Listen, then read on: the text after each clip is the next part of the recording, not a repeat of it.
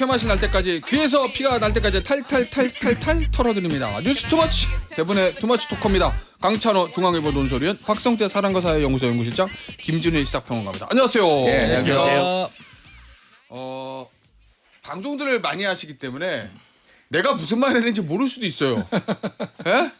근데 우리는 이 세 분이 일주일에 한 번 나오기 때문에 우린 다 기억해요. 벌써 올라왔네 자막에. 지난주 방송입니다. 김준일, 나경원, 박성태, 안철수가 맞으나 돈을 건다면 나경원. 그냥 맞는 거 하지 뭘 거기에 돈을 건다고 그래가지고. 그 뒤에 한마디 더 있었는데. 뭐요? 많이는 못 걸겠다. 아니 뭐 걸겠다. 내 돈은 저는 뭐라 소중하니까 그랬나요? 조금 걸겠다라고 그랬습니다. 저는 뭐라고 그랬냐면 너무한 거 아니에요? 강찬호 깊이 고민하시더니 두 분의 말씀을 다 듣고 현실적으로 나경원 가능성 높다. 막겠네, 난 막겠어. 에이, 어저께 뭘 근데 전문가라고 잠깐요. 잠깐 그런데 투머치는 뭘 잠깐만요. 투머치 토커는 잠깐. 근데 어저께 방송을 보시면요. 뭐요? 어저께 제가 두 군데 나갔는데요. 네. 그 다 그 결과 나오기 전입니다. 오전에 하나 나갔고요. 오후도 5시에 나와서 결과 나오기 전인데 네. 둘 다 저는 어제 안철수에다 걸었습니다. 저 어저께 분명히 이건 육성 확인할 수 있습니다. 저기 다른 방송에서 뭐 트럼프에 걸든 말든 전 관심 없습니다. 네, 그러세요. 네. 여기서 뭐라고 했는지가 중요한 정말 다른 방송에서 뭐 트럼프라건 시진핑이라건 내가 알 바 아니고. 알겠습니다. 네. 뭐 그러나 어쨌든 그렇다는 건 말씀드리면서 그 사실이니까. 네. 네. 어쨌든 네. 이 세 분의 말을 종합을 해보면 네. 그래도 뭐 옳건 그런 걸 떠나서 나경원 후보가 올라올 것 같다 이 얘기잖아요. 왜냐면 그렇게 예상했던 걸 제가 곰곰이 세 분이 왜 그렇게 예상이나 생각을 해봤더니 대통령이랑 가장 강하게 윤 전 대통령 가장 강하게 붙어 있었잖아요. 탄핵 기각 각하 제일 먼저 많이 외치고 그 다음에 구치소에도 가고 끝나고 한남동에도 가서 윤 전 대통령의 대선 출마하라고도 그랬다고 하고 캠페인 과정에서도 이념은 밥이다. 선거가 아니라 체제 전쟁이야. 뭐 중도 확장보다는 우리끼리 우리끼리는 표현은 아니었죠. 어쨌든 지지층 강화하는 게 중요해. 한동훈 당신 때문에 이렇게 됐어. 막 제일 세게 몰아쳤거든요. 일단 근데 예. 떨어졌어. 그러니까 제가 먼저 좀 비겁하게 변명하지 않겠고요.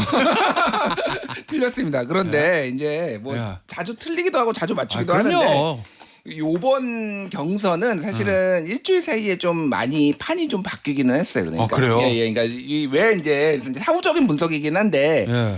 이제 네 가지 정도 이유를 말씀드릴게요. 첫 번째는 지지층 역계몽 상황이 있었어요. 예. 지지층 역계몽은 예, 뭐야? 그러니까 뭐냐면은 이게 이제 탄핵이 되고 나서 예. 시간이 좀 흘렀잖아요. 그러니까 이게 미묘하게 그 흐름들이 여조에서 계속 반영이 되기 시작했는데 이를테면은 탄핵을 반대한 게 한 40에서 35 요 정도 사이였잖아요 그동안. 그런데 헌법재판소 결정이 잘 됐다 잘못됐다를 보면은 잘못됐다가 20% 초반대 뭐 요 정도로 나오는 게 여론조사 되게 많았어요 대략적으로. 그리고 탄핵에 반대했던 사람들도 결과를 보고 수용하는 사람이 생겼다. 예, 그러면서 이제 급속하게 이제 그게 대부분 상당수가 보수층이거나 중도 보수층이었거든요. 예. 그런 상황이 있었고 게다가 윤석열 신당 얘기가 나오면서 아하. 싸하게 윤석열에 대한 어떤 그게 싸하게 좀 식는 분위기. 그게 이제 한번 중간에 그런 변곡점이 한번 있었어요. 그러니까 이게 현타가 온 거죠. 현타가 이제 현실 자각 타임이 온 거예요. 그러니까 이러다가 이게 우리가 이길 수 있겠냐. 이런 게 이제 지지층에 하나가 있었고 또 하나는 나경원 후보가 어쨌든 결과론적인 얘기지만은 캠페인 자체가 윤심을 등에 업고 역할 해달라고 해서 나갔다 뭐 이렇게 언론 보도 나왔잖아요. 근데 결국은 거리두기를 했어. 그러면은 나중에는 윤석열 언급하는 거 도움 안 된다 이런 식으로 얘기를 하면은 이거는 사실은 중도층 확장을 노린 거지만은 이도 아니고 저도 아니게 오히려 윤석열 열정 지지층은 그러면 야 난 김문수 가지 뭐. 나 그럼 대체제가 있는 상황에서 오히려 중간에 껴버렸다라는 거고 또 하나는 좀 그 이벤트성 어떤 캠페인들 드럼통이라든지 이런 게 정말로 그러면은 언론의 화제는 되고 그랬지만은 정말로 이게 표에 도움이 됐느냐 이것도 있는 것 같아요. 그래서 화제만 됐지 실질적으로 득표에는 오히려 마이너스다 이런. 대선에 나오는 사람들이 드럼통 두고 들어가네 안 하네 이런 게 좀 격에 안 맞는다 이런 비판도 많이 있었거든요. 뭐 그런 것까지 포함해서 영향을 좀 많이 준 것 같고요. 최근에 그 수치는 말씀 안 됐지만은 전체적인 여론조사를 보면은요 한동훈 후보가 조금씩 올라가는 게 보였어요. 전체적으로 보면은 그러니까 이게 상당히 탄핵 찬성한 쪽이 점점 늘어나고 있다. 이런 거를 그쪽 중도와 이 보수 쪽에 이제 극심의 우호적이 이게 조금 어느 정도는 가늠할 수 있었다. 박 실장은요? 저는 뭐 그때도 나경원 의원이 될 것 같은데 예. 뭐 확신하기는 어렵다. 예. 큰 돈은 못 걸겠다라고 돈을 했는데 조금만 갈겠다였어. 조금 제 돈은 소중하니까 조금만 걸겠다고 했었습니다. 근데 이거는 사실 막 예측이라기보다는 사실 그거잖아요. 여론조사고 예. 기존에 발표됐던 여론조사와 비슷한 양태로 되는 거기 때문에 예. 그냥 그 흐름이에요. 아. 그런데 최근에 여론조사를 뭐 제가 어제 나온 거 그제군요. 그제 나온 거 ALS 조사 세 군데 보면 보통 다 나경원 의원이 뭐 5대 3, 6대 3. 이건 10중이 아니라 100 중에 빅3가 많이 몰리고 나경원 안철수가 오차범위 안에 있어요, 다. 네. 그래서 누가 앞선다고 보기도 어렵고 아마 이번 결과도 그래서 박빙으로 안철수 후보가 이겼을 가능성이 크고요. 예. 이건 뭐 다른 변수가 있는 게 아니라 그냥 여론조사니까. 근데 문제는 뭐냐면 이번에 전화 면접으로 했습니다. 아. 우리가 많이 예를 드는 건 ALS예요. 예. 전화 면접은 우리가 많이 보는 것 중에는 MBS 조사랑 갤럽이 전화 면접 조사를 하죠. 그러니까 ALS랑 전화 면접이 다른 건 ALS는 고관여층 의견이 훨씬 많이 반영되잖아요. 예. 100명이 접촉을 하면 그중에 5명 정도가 응답을 하면 예. 적극적으로 정말 아주 고관여층 응답하는 거고. 힘들어 끝까지 듣는 거. 그렇죠. 진짜. 전화 면접은 15%에서 20%입니다. 예. 100명 중에 15명 또는 20 몇 명 정도가 응답을 하는 거죠. 예. 그러면 보다 이분들도 어차피 고관여층이지만 좀 더 나는 큰 관심 없는다라는 분도 조금씩 들어가죠. 맞아요. 그렇기 때문에 전화 면접으로 하게 되면 그래도 상대적으로 조금은 더 중도적인 의견이 많이 반영됩니다. 예. ALS보다. 그러면 안철수 의원이 좀 더 유리하다고 볼 수가 있겠고. 그래서 지난주 조사에서 MBS 조사 목요일 발표된 걸 보면 예. 당시 그냥 조사로만 딱 보면 6대 3 정도인데요. 무당층에서는 3대 2로 예. 안철수 의원이 좀 더 높습니다. 아. 그럼 중도층에서 안철수 의원이 좀 더 있다고 봐야 되고.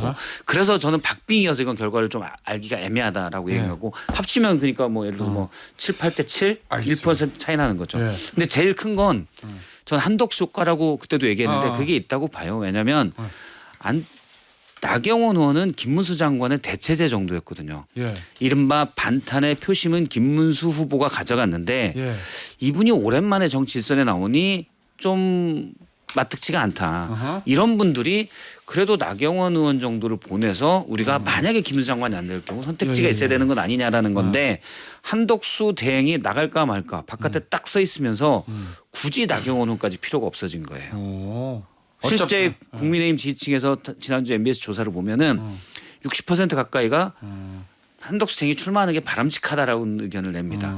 그래요. 그러면 이분들의 의견은 굳이 나경원 의원을 선택할 필요가 없는 그냥 거죠. 김문수 몰아주자가 되는 갔다가 거죠.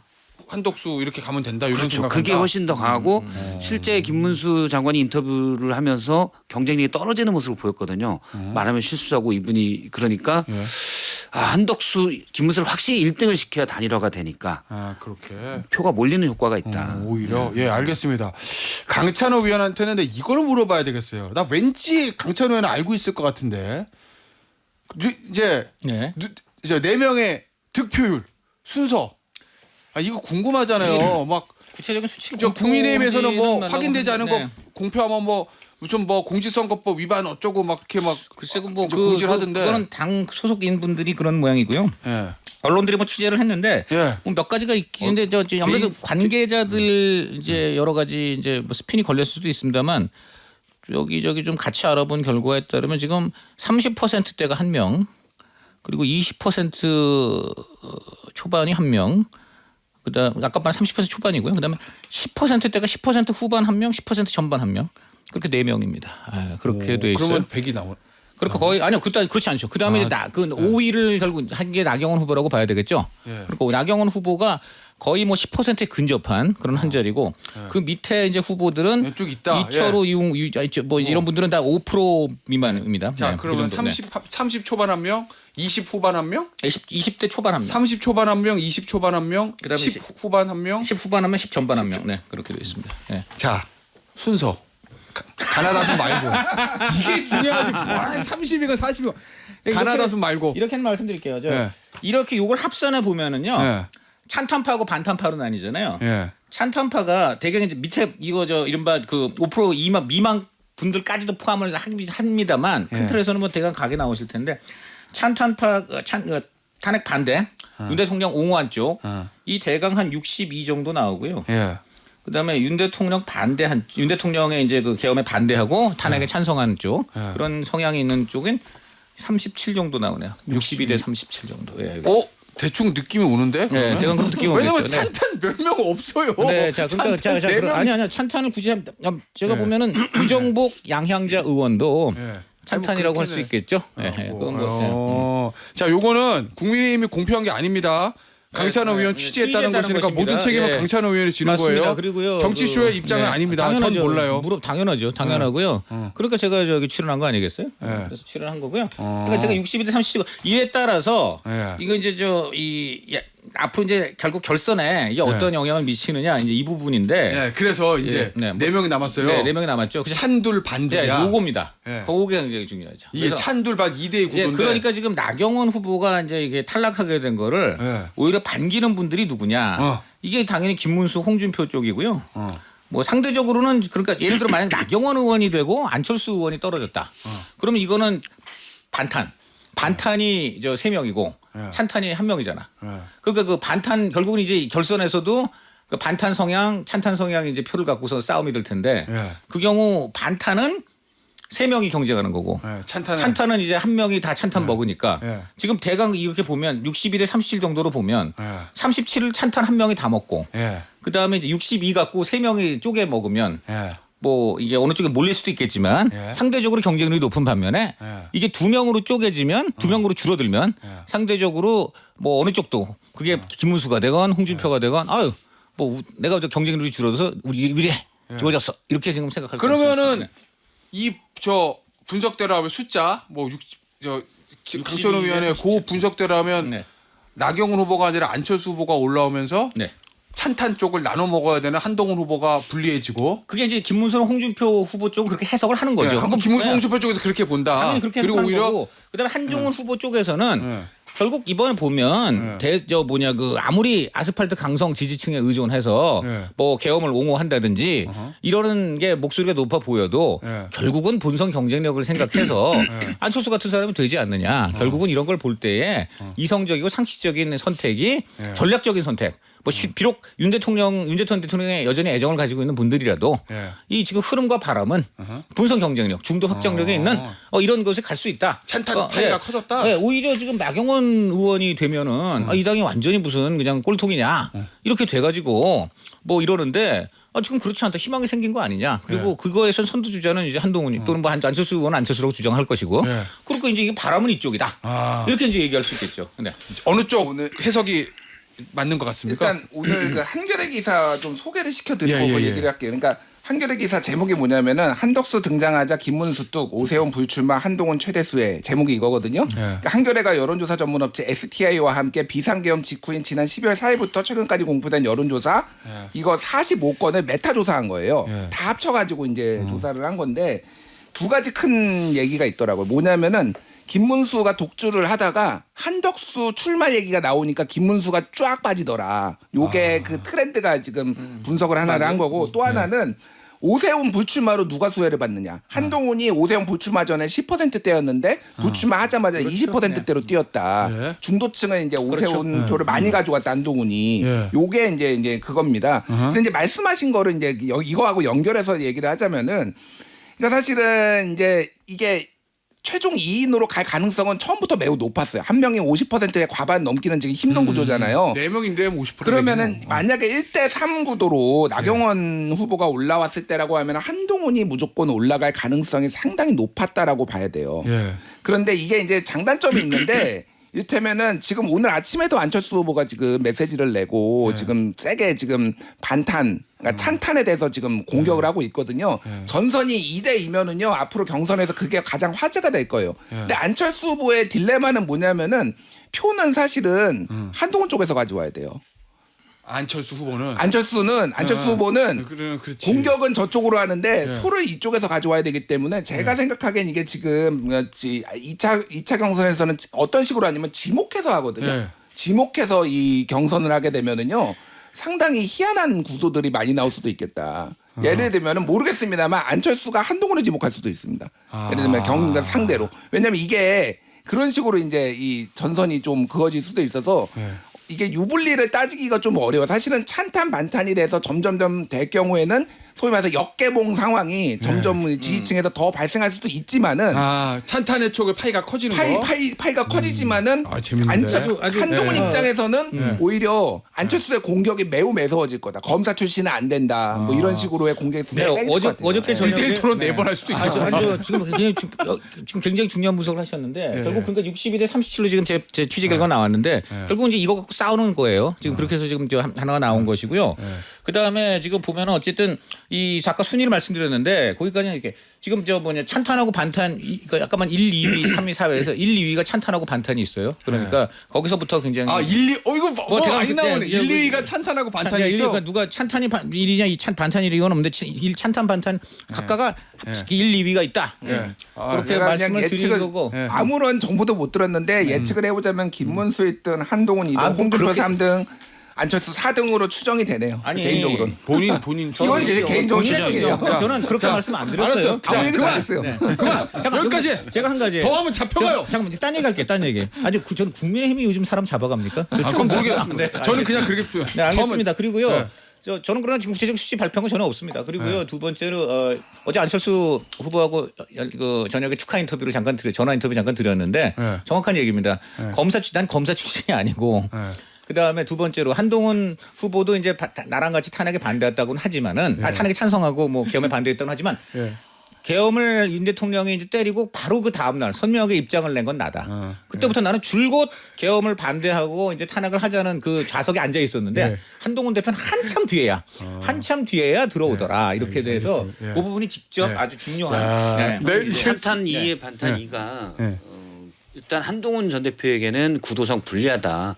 이거는 뭐 검사대 뭐 이런 것도 좀 이제 찬탄표를 나눠 먹는다. 뭐 이것보다도 기본적으로 본선 경쟁력을 볼 것 같아요. 그러니까 대선이 가까워질수록 지지층들이 본선 경쟁력을 생각을 하거든요. 그러면 찬탄이 아무래도 좀 더 있고 김문수 장관보다는 오히려 안철수 후보가 본선 경쟁력이 있다고 봐야 되겠죠.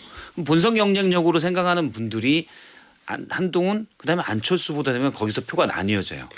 그러면서 좀 나뉘어지는 게 있고 다만 무조건 불리하냐 이거는 앞으로 이제 주도권 토론이 있고 4번이 있고 2차 4명 토론이 또 한 번 있잖아요. 이 토론을 어떻게 진행되느냐에 따라서 다르다고 봐요. 왜냐하면 한동훈 후보는 배신자 프레임을 좀 벗어날 수 있어요. 원래 3대 1이면 아 집단 공격이 집단 그냥. 공격 받으니까 그냥 이미지상으로 저 한 명이 지금 당하고 있구나. 그럼 저 사람들이 저렇게까지 얘기하면 저 사람은 좀 저 사람 때문에 계엄이 일어날 수도 있었겠군. 이라는 인식이 생길 수가 있는데 2대 2인데 누가 배신자고 면 누가 그거예요. 애매해지거든요. 그럼 그런 프레임을 지지층에서 벌고 쟁점 자체를 대선의 쟁점을 바꿔버릴 수가 있는 거죠. 그럼 어떻게 하느냐. 한동훈 대표가 어떻게 하고 또 예를 들어 김문수 장관이 어느 정도의 이 경쟁력을 보이느냐 앞으로 이제 토론이 막 되는데 그게 저는 관건이라고 봐요. 구도상은 약간 불리해졌지만 하기 나름에 따라서 더 유리해질 수도 있다. 근데 정치 전반적으로 보면 굉장히 좋은 결과입니다. 왜냐하면 지금 국민의힘이 아다시피 너무 그냥 뭐 친윤 위주로 흐른다든지 이런 퇴행적인 모습을 보였는데 결국 그래도 안철수 후보가 이렇게 올라왔기 때문에 2대2 구도가 됐고 그러니까 이런 부분에서는 그래도 아직은 좀 상식이라든가 본선 경쟁력을 챙기는 사람들이 아무래도 국민의힘 지지층에도 있다. 이런 식으로 봐서 그동안 굉장히 국민의힘 경선에 실망을 많이 하던 분들이 조금 눈여겨볼 수 있는 대목이 생겼다 이렇게 봅니다. 그게 아까 김진일 평론가가 얘기했던 역개몽이라는 거군요. 나는 개몽되었다가 다시 개몽돼. 나경원 후보 짧게 말씀드리면은 굉장히 저는 타격이 클 거라고 봐요. 왜냐하면은 지금까지 나경원 의원이 이런 거에 선거에 나가가지고 3등 밖으로 나가본 적이 한 번도 없어요. 그러니까 완전 초기는 모르겠는데 당대표 선거 지난번에도 3등 들었고요. 이준석이랑 할 때도 그랬고 맞아, 뭐 서울시장은 2011년에는 서울시장 후보로도 나갔고 뭐 그랬단 말이에요. 근데 처음으로 사실상 유력 정치인 된다면 처음으로 4등 밖으로 밀렸어요. 이거는 지금 당원들이나 그러니까 당원 조사가 아니라 전체 조사지만 어쨌든 지지자들이 뭐라고 판단하는 거냐면은 나경원 당신은 대선 후보급이 아니야. 왜냐하면은 그렇게 판단했다라고 결과론적으로 해석이 돼. 왜냐하면은 결과론적으로, 안철수, 홍준표 이 두 사람은 어쨌든 대선 본선까지 뛰었잖아요. 예. 김문수 예전에 경선 나왔잖아요. 예. 근데 이제 가장 급이 떨어진다라고 판단을 한 거죠. 결과론적으로. 굉장히 이미지 타격이나 예. 여러모로 좀 공공해질 것 같아요. 예. 저도 나경원 의원이 이번 대선 경선에도 완전히 패착이다라고 봐요. 예전에 이제 패스트트랙 때 빠루가 있었지만 예. 그때는 이제 패스트트랙도 있고 민주당이 과도하다는 생각도 있었기 때문에 크게 부정적이진 않았었는데 약간의 부정적이죠. 지금까지 나경원 의원의 이미지는 이른바 중수청 이미지가 강했습니다. 아 그렇죠. 약간 좀 그렇죠. 개혁적으로 뭐 수도권의 지역이 그렇죠. 일지 수도권의 몰라도 예전에. 의원이고 서울의 의원이고 그러니까 중도의 수도권 청년층에게 어필이 되는 국민의힘의 몇 안 되는 인물이었어요. 그런데 이번에 계엄 이후에 본인에게 아마 열성적인 지지층이 없다고 생각해서 그런지 모르겠지만 구구의 끝에 가버렸습니다. 그러면은 이번에도 저는 그 표를 많이 얻지 못한 게 본인이 오랫동안 수십 년간 쌓아온 이미지가 있는데 몇 달 만에 바꾸기가 쉽지 않거든요. 그런데 몇 달 만에 세게 한쪽으로 반대쪽으로 가 있기 때문에 이 이미지이기 때문에 원래 가지고 있던 장점마저도 버렸다. 저는 뭐 나경원 의원이 알겠습니다. 구구까지 갔다고 보지는 않고요. 왜냐하면 그 나경원 의원 그동안 레토릭을 보면은 뭐 계엄이 뭐 계엄 잘했다는 얘기지 뭐 계엄이 잘못이 아니다 이런 얘기한 적은 없어요. 전체적인 문제를 많이 부각을 했고요. 다만 그럼에도 불구하고 드럼 퍼포먼스나 이런 것들이 네. 조금 더 중도 지향적인 유권자들한테 거부감 줬다고 보고요. 네, 중요한 것은 어쨌든 안철수 후보는 본인이 2등 아니면 지금 3등으로 지금 본인이 지금 올라왔다고 이렇게 판단을 하고 있다는 점입니다. 그 점에서도 안철수 후보의 기세는 상당히 좀 지금 상당히 상승세다 이렇게 볼 수 있겠습니다. 각자 네. 내가 결과가 제일 좋아 이렇게 해석하는 거죠 원래. 네. 좀 그렇게 모든 캠프 후보는 아니, 뭐 그렇게 정신 승리를 해야 돼. 정신 승리를 많이 할수록 네. 실질 승리에 이어진다는 네.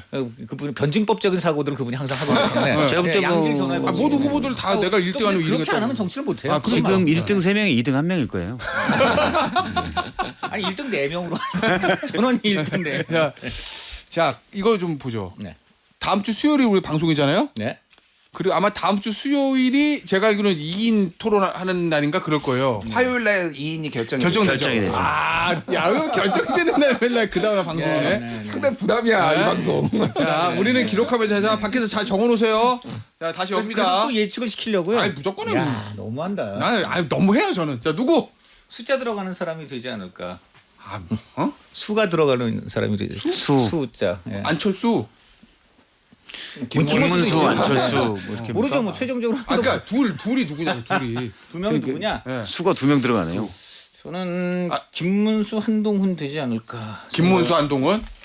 저도 김문수 한동훈이 올라갈 것 같아요. 이유는 김문수 후보가 지금 단일화에 대해서 열어놓은 게 당원들이 지금 이대로는 안 된다라고 해서 오히려 표를 모으는 데 도움이 될 것 같고 한동훈 후보는 어쨌든 팬덤이 강하잖아요. 11시간 반 만에 29억 모았다라고 할 정도로 그래서 그 두 사람이 좀 유력하지 않나. 자, 그렇죠. 저는 김문수 홍준표나 홍준표 한동훈 이렇게 다 가서 잠깐. 있다고 봐요. 아. 시간을 더 드리겠습니다. 그런 거 없어 우리는. 하나만 가지고 무슨 뭐 두 쪽 하는 게 어딨어. 하나면 홍준표 한동훈이 높다고 봅니다. 홍준표 한동훈, 김문수 한동훈, 김문수 예, 한동훈. 그렇습니다.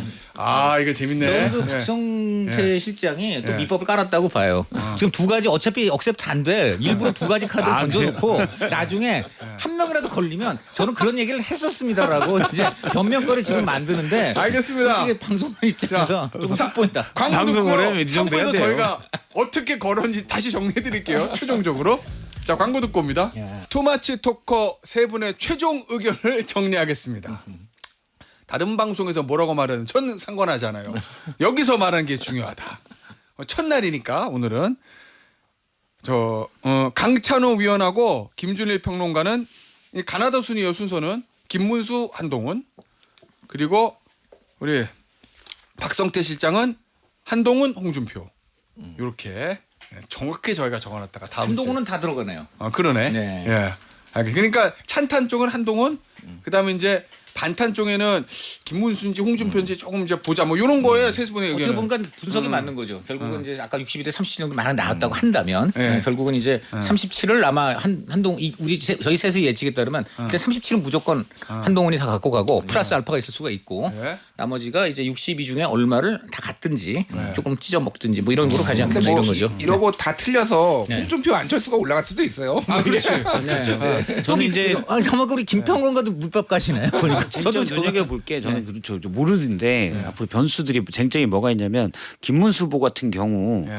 한덕수 대행이 출마해야 된다. 아마 본선 경쟁력은 물론 저는 본선 경쟁이 없다고 생각하는데 예. 그나마 개중 낮다라고 생각하는 국민의힘 지지층에서 한덕수 대행의 출마를 위해서는 김문수가 돼야 된다라는 효과가 있을 것이고 그러면 그쪽으로 좀 몰리는 게 있을 것이고요. 한덕수 또 효과가 하나는 있죠. 야, 토론이에요. 그 누구 지명할지 되게 궁금해요. 그리고 김문수 후보가 인터뷰를 제가 여러 번 봤는데 이렇다 할 인터뷰에서 경쟁력이 없어요. 갑자기 좀 뜬금없는다 이런 느낌이 들거든요. 근데 우리 국민들이 이건 어느 나라나 사실 마찬가지지만 대통령제에서 대통령을 고를 때 제일 큰 건 강함이에요. 강함. 강력한 리더십. 그렇죠. 내가 뽑은 대통령이 강력한 리더십을 발휘해서 나의 소망을 들어주기를 원하는 거거든요. 근데 김문수 후보에는 그런 모습이 잘 안 보여요. 강함이 없어요. 그러니까 역대 대통령 쭉 보면 다 강한 리더십, 말이 강하든 아니면 어떤 바위 같은 굳건함이 있든 이런 게 필요해요. 네, 그런 것들이 있는 사람들이 대선을 보았는데 김문수 후보가 토론에서 그런 것들을 어필할 수 있을까라는 우려 때문에 저는 이제 그런 게 토론이 여러 번 있으니까 좀 낮아질 거라고 보는 거죠. 알겠습니다. 아 오늘 오후 발표인가요? 내일 발표인가요? 누구 지명하는 건지. 아 나 그게 갑자기 궁금하지. 알겠습니다. 자 민주당 얘기 좀 해볼까요? 지지율이 50% 넘었어요. 이 전체 지지율이 전체 지지율 50% 넘었고 지금은 대선 경선의 득표는 거의 89, 90에 가까이 갑니다. 어대명 넘어서 뭐 9대명 얘기도 나오던데 이번 주에 호남이랑 수도권이잖아요. 뭔가 변수가 있을까요? 괜히 물어봤어요 제가. 아니 그러니까 뭐 이재명 후보가 뭐 이게 뭐 위협을 받을 상황이 오지는 않을 거라는 건 우리가 다 알고 사실 그래서 좀 약간 흥맥이 빠지는 거는 있는데 저는 호남에서 역대 지금 여러 번 그 최근에 당대표 이 두 번째 당대표 선거나 뭐 이런 거 지난번에 대선 경선도 그렇고 조금 다른 후보들이 선전할 것 같아요. 김동연, 김경수 호남에서? 예예예. 근데 이재명 후보 입장에서는 다른 데보다 호남에 표 안 나오면 안 되는 거 아니에요? 호남에 그런데 대세는 지장 없지만. 대선 지장 없지만은 지난번에 당대표 선거 때 두 번 2차 당대표 선거 때도 다른 데서 90% 가까이 나오다가 지금 호남에서 80% 초반 나와서 그때 약간 비상이 걸렸거든요. 그러니까 비슷하게 나올 것 같습니다. 비슷하게 나올 것 같은데 오히려 투표율이 호남의 투표율이 얼마나 될 것이냐. 지난번에 당대표 선거 때는요. 광주가 30%대였어요. 투표율이. 예, 그러니까 뭐 전남도 40% 초반 뭐 이 정도였거든요. 근데 2017년 대선 때 그때 투표율이 60% 후반대였어요. 그때 호남이. 그리고 2021년 그때 경선 때도 50%가 넘었거든요. 지금 그러니까 호남에서 그러니까 쉽게 얘기하면 이겁니다. 민주당 당연히 국민의힘은 이제 내란 정당이니까 민주당이 집권을 해야 되는데 그게 이재명으로 다 이렇게 몰리는 것에 대해서 정말로 그거를 흔쾌히 동의하고 있느냐. 저는 호남이 항상 전략적 판단을 했고 어차피 이재명이 가는 거에 문제가 없다라고 본다라면 다른 후보들한테도 표를 좀 나눠줄 가능성이 상당히 있다. 그래서 이번에 90% 지금 89.6인가 그렇거든요. 지금 두 충청하고 영남 합쳐가지고 좀 80% 중반으로 내려올 수도 있겠다. 이재명 후보가 그렇게 봐요. 호남의 선택 어떻게 보세요? 어떻게 할 거? 호남은 항상 호남은 지금까지 전략적 역대 선택을 보면 상대적으로 다른 지역에 비해서 이재명 후보에 대해서 아주 열광을 한다. 그건 좀 아니었어요. 호남이 오히려. 근데 호남은 약간 전통적 지지층이 민주당에 많잖아요. 그러니까 새로운 지지층들은 오히려 수도권이나 이런 데서는 이재명 대표도 훨씬 더 강력한 지지를 보내는데 호남은 상대적으로 조금은 덜했어요. 그래서 앞서 말씀하셨는데 지난 2022년 경선에도 호남의 투표율이 뚝 떨어집니다. 보통 그때 평균 67%인데 호남은 훨씬 그 반을 조금 넘는 정도였고 어차피 이제 뻔하다는 것도 있었죠. 뻔하다는 것도 있었지만 압도적인 지지를 위해서는 뻔하지만 내가 가서 도장을 찍어주겠다라는 게 있는데 그런 적극성이 좀 떨어진다는 거죠. 그래서 이번에 어느 정도 투표율이 나오느냐 이게 이제 보는 건데 그렇다고 해서 뭐 경선에 아무런 영향도 못 미치고 사실 본선에서도 크진 않을 거라 봐요. 민주당에서 이번 대선의 본선의 변수는 그냥 국민의힘이지 이미 이재명 후보 측이 로우키로 최대한 조심하자라고 하기 때문에 이쪽 변수는 이제 거의 없어졌어요. 국민의힘이 어떻게 하냐에 따라만 다르다. 여기서 이제 절체절명으로 변하지 않으면 전혀 위협이 안 된다. 국힘이 그렇게 봅니다. 알겠습니다. 저는 두 가지만 코멘트를 하겠는데 첫 번째는 지금 현재 나오고 있는 이재명 후보가 두 번 경선에서 이제 압승을 한 거는 어디까지나 당원 조사만 한 거잖아요. 그러니까 이것만 나왔어. 지금 이게 문제가 있어요. 왜냐면 두 개를 같이 했는데 여론조사는 지금 실시하는 시점도 그저께인가부터 시작을 했고 발표를 나중에 해요. 이건 말이 안 되는 거예요. 각 지역마다 50%씩 한 건데 앞에 것만 계속 하는 거예요. 이건 시험으로 치면 잘하는 과목만 계속 그냥 내 성적 발표하면서 이게 마치 그 학생의 전체 성적인 양 지금 하고 있는 측면이 있어요. 물론 뭐 여론조사도 뭐 큰 틀에서는 다르지 않겠지만 예를 들어 김동연 후보 같은 경우에는 여론조사 다른 이 민주당에서 실시하는 거 말고 일반적인 거 보면은 여론조사는 20%까지 나오는 것도 있다. 이러는데 이런 거는 지금 발표가 안 되고 당원 아무래도 이제 이재명 후보가 훨씬 유리할 수밖에 없는 당원 위주의 지금 조사만 계속 발표하고 있다는 것 자체가 이거 상당히 문제가 있다. 분명히 저는 이건 유의미한 문제라고 보고요. 그다음 두 번째는 비명 행사 때 뭔가 비명 행사 쪽으로 기운 의혹이 있는 그런 지금 여론조사 업체가 이름만 바꾼 지 계속 여기에 지금 참여하고 있다. 이 문제도 지금 문제를 제기했어요. 이 두 가지는 문제가 있다고. 김동연 후보가 제기했던 그 김정은 후보 쪽에서 제기했죠. 예.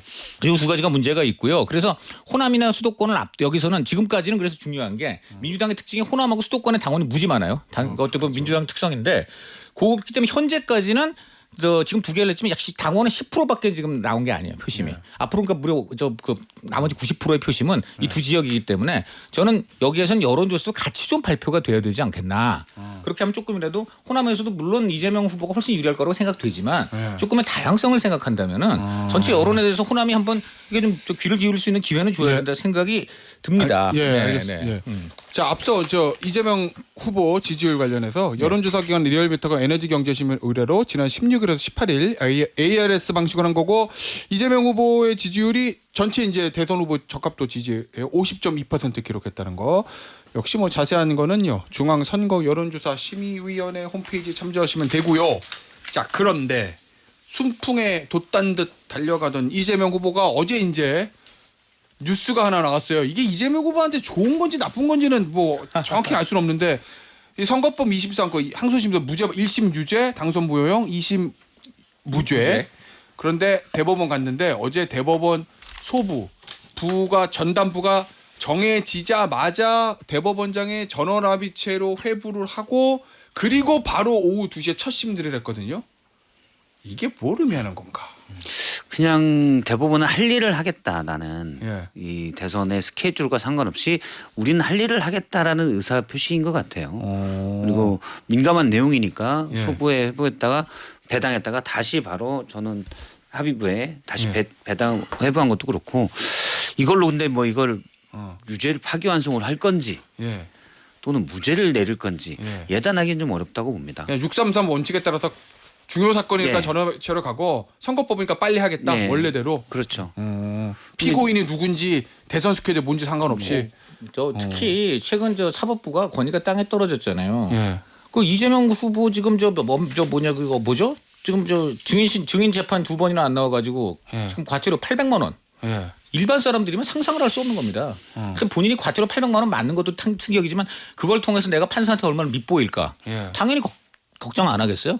근데 판사가 지금 감치까지 이제 거론했다가 그것도 뭐 국회의원 뭐 불체포 특권 뭐 이런 것 때문에 고민을 한다. 이게 사실 말이 안 되는 거죠. 이게 뭐 민주당 툭하면 그러잖아요. 권력 있는 사람한테 어떤 정의의 실현, 법치의 실현이 그 권력 있는 사람을 피해가면 안 된다. 맨날 그렇게 주장하는 분들 아니에요. 근데 지금 이재명 후보 뭐 정치적으로의 대선 후보인지 모르지만 법적으로는 지금 피고인 신분 아닙니까? 증인 신분이고. 그러면 당연히 그 법적 절차를 제대로 준수해야 되는데 지금 과태료도 보면 뭡니까? 뭐 이의 신청해갖고 지금 또 뭐 그 시비 붙어 있잖아요. 오늘 본인 재판은 아니고 그렇긴 하지만 이화영 씨 재판에 그렇긴 하지만 대장동 관련 증인이었어요. 증인인데 잘 보세요. 그게 본인 지금 혐의하고 연관된 내용이잖아요. 그러니까 그 재판 대장동 사안이라는 것이 그렇지 않습니까? 또 증인이면 그러면 안 나가도 되는 겁니까? 증인님도 나가야죠. 그래 왜냐 안 그러니까 그 재판이 계속 지연되지 않습니까? 그런 문제가 있는데 그런 걸 볼 때 법원이 그렇다면은 그런 걸 계속 봐준다는 의혹이 있으면 안 되기 때문에. 저는 이번에 신속하게 하는 건 정말 맞고 그리고 지금 보면은 뭐 민주당은 석 달인데 왜 이렇게 빨리 하는 또 이런 말을 할지 모르겠는데 윤 대통령 말입니다. 윤 전 대통령 탄핵도 원래 180일이에요. 180일에 하는 거잖아요. 이것도 넉 달만 했어요. 6달 걸릴 거를 만료 기간은 6달인데 12월 3일 날 계엄 때려서 4월 4일 딱 넉 달 만에 했다.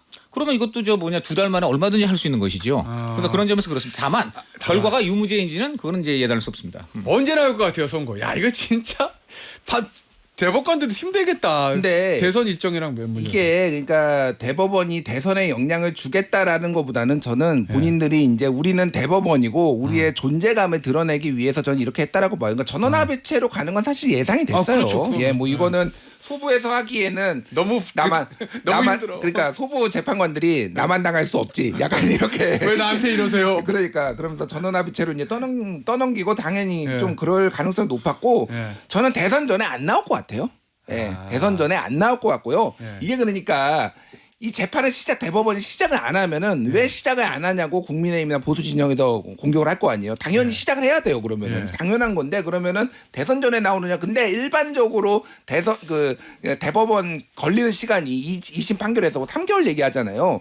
그러면 오히려 대선 전에 나오면은 너무 빨리 해가지고 정치적 의도가 있는 거 아니냐라는 공격을 받을 수도 김씨는 있어요. 이거 묻겠습니다. 그러면 예. 탄핵도 180일이 아니, 만료인데 예. 그러면 그것도 180일에 맞춰서 하면 되지. 왜 그거를 저 3분의 1을 뚝 잘라서 4개월 만에 했나요? 그걸 그거 정치적 의도겠다고 하면 안 되잖아요. 제 아니, 말씀은 그러니까 이거죠. 제가 석 달이라는 거는 맥시멈을 얘기하는 거고. 제 네. 주장을 하는 게 아니라 이제 그렇게 될 것으로 예측을 지금 하는 거예요. 그러니까 그래서 대법원이 굳이 6월 3일 한 달 전 내에 이거를 굳이 내릴 것 같지는 않다라는 게 개인적인 거고 사실은 이재명 후보의 지위에는 아무런 영향이 없는 게 파기환송을 하더라도 그래도 이게 확정 판결이 아니기 때문에 후보 자격은 살아 있어요. 다만 당선된 뒤에 이거를 어떻게 할 거냐, 소위 헌법 84조를 어떻게 해석할 거냐, 그 문제만 남는 거예요. 근데 평론가님 말에 따르면 그럼 대선 전에는 안 하는데 이미 재판 프로세스 시작했단 말이에요. 네. 그러면 이거는 예를 들어 6월 3일 날 이재명 후보가 만약 당선이 됐다. 그러면 예를 들어 이제 7월 3일까지는 3개월이니까 일반적으로 나야 되잖아요. 그럼 날 것 같습니까? 예를 들어 무죄로 나면 뭐 문제가 없을 텐데 뭐 파기환송이나 이런 결과가 해서 날 경우에 이것이 7월 3일 뭐죠? 6월 26일. 그건 아무도 모르죠. 내 그 말은 근데 헌법 84조 지금도 이 얘기가 논리에 있어서. 따르면은 그러니까 이제 시작은 했다가 6월 3일 날 만약에 이재명 후보가 당선이 되면 그냥 재판이 그냥 거기서 중지돼 버린다는 얘기로 들리네요. 그러니까 네. 그거에 대해서 해석은 제가 법조인은 아니지만 우리 김태현 변호사도 잘 아시겠지만은 헌법학자들도 여러 가지 설이 달려요. 있잖아요. 네. 그러니까 나도 그거를 모르겠어. 재판을 중단해야 된다. 재판은 근데- 끝까지 마치고 네. 그거를 형을 집행하는 건 중단된다 등등등 해서 그거를 판단을 대법원이 하려고 할 거예요. 제가 보기에는 지금 헌재랑 대법원이랑 존재감을 가지고 그 이제 부분에 하는데 대한 유권 해석. 권한을. 우리가 판단할 거야. 그러니까 대법원이 지금 이렇게 딱 걸고 들어간 거는 우리의 권위를 더 보여주기 위해서 지금 하는 거야. 반대로 이런 얘기도 있습니다. 지금 이 부분이야말로 헌법상의 문제이기 때문에 헌법적 해석을 요한다 하여 이재명 후보 쪽에서 이것을 헌재에다가 뭔가 문의를 한다든지 아마 이런 액션을 취할 수도 있다고 봐요. 그리고 그런 경우에 뭐- 이제 대법원하고 어떤 충돌이 일어날지 그것도 그것도 이제 상당히 대법원이 만약 판단하려고 하면 이건 헌법 84조잖아요. 네. 그래서 헌재에 물을 거다. 그리고 만약 권한쟁의로 갈 거라고 봅니다. 이재명 후보가 대통령이 되면 대통령과 헌법재판관 2명을 임명하고 그러면 아무래도 바로 진보 그렇죠. 우리의 바로 그 이유 구성이 때문에 되고. 그 이유 때문에 어떤 의미에서 뭐 한덕수 권한대행이 2명을 지명을 했었고 네. 거기에 민주당이 가장 강력하게 반발하면서 결국은 이제 그 헌법 소원을 제기했고 이거 그래서 이 헌재 지금 구성이 이 이재명 후보가 만약 대통령이 될 경우에 그런 복잡한 문제들과 전부 다 연결되어 있는 겁니다. 지금 그래서 헌재 구성이 엄청난 정치적인 싸움이에요. 어쨌든 대선 전에 최종 대법원 결과가 안 나오고 그리고 이재명 후보가 당선이 되고 이러면 이 헌법 84조 논쟁 대법원과 헌법재판소의 알력 이거는 피할 수 없이 한 번은 다만 근데 불거지고 불거지겠네. 솔직히- 알겠습니다. 네. 예. 네. 여기서 자세한 거는 우리끼리 여기서 뭐 얘기해봐야 대법관님들의 헌법재판이 웃어요. 니들이 뭘 알아? 그리고 질문을 하셨길래 갑자기 처음에 질문하시게 아마 김태현 진행자님이 아니시면 이 문제 질문을 저한테 하셨잖아. 아니 이슈가 될 거다. 어떻게 언론인지 모르지 네, 우리가. 네, 야, 처음 있는 일이니까. 이거 볼게요. 한덕수 권한대행 추대위원회가 어제 떴어요. 저 개인적으로 사실은 웬만한 정치인 이름 얼굴 좀 다 아는데 어제 있는 분들 중에서는 사진 딱 봤을 때 이분 누구하고 그냥 이름이랑 얼굴 탁탁탁 들어오는 분은 별로 안 계셔. 몇 분 계시고 별로 안 계셔. 솔직히 제 그거예요. 본 느낌이고 가장 빅네임드 손학규 전 대표, 고건 전 총리는 안 왔어요. 제가 예. 손학규 전 총리의 경우에 손학규 전 대표한테 어저께 누군가 얘기를 들었는데 예. 그분은 어저께 지금 나가는 거는 부담이 돼서 예. 어제 사진 찍히고 이제 이래야 되잖아요. 그러니까 이런 거는 부담이 돼서 이제 못 나가겠고. 그러나 이제 방향은 그쪽이다. 방향 그쪽인데 방향은 아직 어디 그쪽인데 아니다? 아직은 시점이 좀 설 있고. 알았어요. 그다음 지금 당장 사진 예. 찍히고 이런 건 부담이다. 그런 예. 얘기를 했다고 합니다. 자 취재하셨으면 이거 어떤 분들이 모였어요? 한덕수 추대위원회? 젊은 분 한 분 계시고. 예, 뭐 청년 한 분 계시고 나머지는 다 좀 나이 드신 분들인데 저도 뭐 이제 대략적으로 들었는데 이분 그러니까 이게 좀 문제가 있는 게 뭐냐면은 한덕수 후보 그러니까 한덕수 총리랑 긴밀하게 소통했다라고 얘기를 하고 있거든요. 예. 근데 그거는 공무원의 중립 의무 위반 소지가 있어요, 사실은. 그렇게 지금 예. 만약에 진짜 그렇다면 예. 그래서 이게 여러모로 논란이 좀 커질 수밖에 없고 사실은 뭐 알고 있다고 예. 얘기했죠 이분들이 어저께. 그래요? 예, 소통하고 있다라고 해요. 기자회견하는지를 알고 있다. 기자회견하는지 알고 있다, 소통하고 있다. 그러면은 사실상 오늘 행사도 알고 있고 여기. 그러니까 이게 사실상 한덕수 쪽이 한덕수 총리 측이 이거는 자가 발전한 거 아니냐 이런 시각들이 굉장히 우세합니다. 그러니까 물론 이분들이 그 생각을 했겠지만은 네임드들이 있는 게 아니잖아요. 말씀하신 대로 굉장히 나 뭘로 한상신 교수 아니에요 이분은? 예, 그런가? 그러니까 뭐 대부분 이제 잘 모르시는 분들이고 지금 고건 총리 같은 경우에 어제 세계 아닙니다. 죄송해요. 예. 세계일보 단독 기사에 따르면은 아예 나는 현실 정치하고 발 끊었다. 예. 얘기하지 말라 이런 식으로까지 기사가 나왔어요. 고건전 총리는. 예, 고건정 총리는 그러니까 이게 다 좀 자가 발전 가능성이 높고 예. 그래서 제가 좀 거칠게 얘기를 하면은 거의 생명 연장의 꿈인가 뭐 이런 생각까지 들어요. 그러니까 누구의 생명 연장? 이분들의 생명 연장의 꿈, 정치 생명 연장의 꿈. 이분들 한덕수 지인일 거 아니에요. 뭐 네. 어떤 식으로 연관이 있을 거 아니에요. 한덕수가 나감으로 정치를 함으로 인해서 본인들의 뭐 이건 한덕수 총리도 지금 뭐 그런 생각이 있는데 그러니까 어떤 비전이 있고 어떻게 뭐 이렇게 하려는 건지보다도 그냥 이렇게 이런 존재가 있으니까 이거를 또 트럼프와 통화를 가지고 땔감으로 삼아가지고 여기까지 왔잖아요 지금 이런 식으로 또 외곽에서 이렇게 땔감으로 삼아가지고 출마까지 하려는구나 이런 시각이 좀 많아요. 알겠습니다. 이거 이 어떻게 추대위는 발족하지 말았어야 돼요. 이 추대위원장 입장에서는 왜요? 지금 나와 있는 분들이 얼굴도 잘 모르는 네. 사진도 사진도 아주 오래된 분들이 나와서 찍잖아요. 난 진짜 한동도 모르겠어. 한덕수 대행에게 한동훈? 절대 유리한 게 아니에요. 그렇잖아요. 지금 말씀하신 대로 생명 연장 하셨듯이 이제 한물 간 분들이 한덕수 대행을 통해서 뭔가 또 한 자리 해먹고 싶어서 그런 거야? 라는 얘기를 사기 충분하고 예. 그리고 이 공동준비위원장이라는 분이 경기고 동창이잖아요. 박성섭 공동위원장이 그래요? 아니 무슨 산악회도 아니고 예. 대선 주자를 추대한다는 위원회를 고등학교 동창회 합니까? 하려면 제대로 할 생각이 있었으면 한덕수 대행의 준비팀이 있을 거 아닙니까? 어쨌든 지금 저는 있다고 보는데 예. 그 팀에서 명망 있는 사람들을 어떻게든 데리고 와서 국민들이 알만하고 신망받는 사람 데리고 와서 이분에게 맡겼어야죠. 고등학교 동창이 우리 이름 아무도 모르는 고등학교 동창 가서면 이거는 산악회지 이게 무슨 대선 주자 제가 볼 때 추대식입니까? 오히려 만약에 좀 그렇게 정교하게 했다면은 오히려 지금 권한대행 공무원이 이런 기획을 했냐고 아마 두들겨 맞을 것이고 저는 제가 볼 때 이건 자연 발생적으로 좀 이루어진 거 어떤 그 상황인 것 같고요. 그 긴밀하게 소통했다는 거는 아마 한덕수 대행 쪽에서는 말리지 않았을까. 말린 것도 소통이니까. 그랬을 가능성도 상당히 있다고 봅니다. 근데 이런 건 중요한 게 아니고 결과적으로 나와요, 안 어쨌든 나와요? 뭐 나올 가능성이 상당히 있다고 봐요. 왜 그러냐면 지금 아까도 얘기했지만 시대 상황이 이제 경제는 통상이 큰 문제가 돼 있는 상황이고 그리고 지금 결정적인 거는 뭐냐면은 지금 국민의힘 지지층을 비롯해서 어쨌든 이재명 후보는 안 된다는 의식을 가진 분들이 꽤 우리나라에 많은데 이런 분들 입장에서 공통분모 뭐 어떤 속어법을 해서 이분은 요게 좀 부족해서 안 돼, 요거는 요런 결격이 있어서 안 돼 하다 보면 결과적으로는 알겠어요. 한덕수라는 공통분모에 도달하는 분들이 많아요. 그러니까 그 수요가 있으니까 지금 이런 식으로 공급 움직임이 있는 것이다. 이렇게 보면 되겠습니다. 나와요 안 나와요? 저는 출마 선언하는데 완주는 못할 거라고 보고요. 안 하는 게 안 하는 게 나은 거 아니야? 예, 그러니까 저는 비판을 그래서 출마 선언까지 갔다는 거죠. 비판을 좀 하자면은 예전에 황교안 총리가 불출마 선언했던 게 3월 15일이에요. 3월 10일에 박근혜 대통령 탄핵하고. 그러니까 보통 이런 거는 일주일 안에 결정을 해줘야 돼. 4월 4일에 탄핵이 됐으면 4월 10일 이전까지는 해줘야 돼요. 이건 도의가 아닙니다. 이런 공직자는 정말 문제가 많고요. 또 하나는 이거를 그럼 언제까지 가내볼 거냐. 국민의힘의 후보가 누가 되는 5월 3일까지 간보다가 5월 3일 밤에 발표할 건가. 이것도 진짜 도의가 아니에요. 본인의 소신이 있으면은 하려면은 다음 주 초에 해야 된다. 빨리 이번 주라도 해야 된다. 이게 그러니까 뭐 김문수가 올라가면 최종으로 되면은 나는 나가고 다른 사람 뭐 한동훈이나 뭐그 단일화 안 하겠다는 사람은 나 출마 안 하고 이런 식으로 가면 안 된다. 근데 어쨌든 최종적으로 끝까지 몰갈 거다. 저는 끝난 끝에는 지금은 준비하고 열심히 펌프질을 하고 있는 거예요. 한덕수 바람을 일으키기 위해서. 근데 잘 안 일죠. 그래서 결국엔 포기할 거라고 봅니다. 그러니까 앞서 제가 얘기했듯이 대선 주자가 무조건 갖춰야 되는 유권자들의 이미지는 강함인데 한덕수 대행은 미끌미끌함이에요. 그래요. 네, 그래서 지지율도 올라가는데 한계가 분명하고 그래서 본인이 그나마 계산할 줄 아는 한덕수 대행이 출마 안 할 거라고 봅니다. 알겠습니다. 어제 그 모임에 박성섭 추대비 공동위원장이 이렇게 얘기했다고 합니다. 이날 행사에 대해서 한 대행이 알고 있다. 하지 말라는 만류는 없었다. 하지 말라 그럴 뿐도 아니다라고 주장했다고 하고 출마에 확신을 가지고 있다. 5월 4, 5일쯤에 액션이 있을 것이다. 여러 증거가 있지만 노코멘트 하겠다라고 어제 말했다는 점 말씀드리면서 오늘 뉴스토마치 여기서 마무리하도록 하겠습니다. 뉴스토마치 토크 세 분 김준일 평론가, 박성태 실장, 강찬호 위원이었습니다. 감사합니다. 감사합니다. 감사합니다.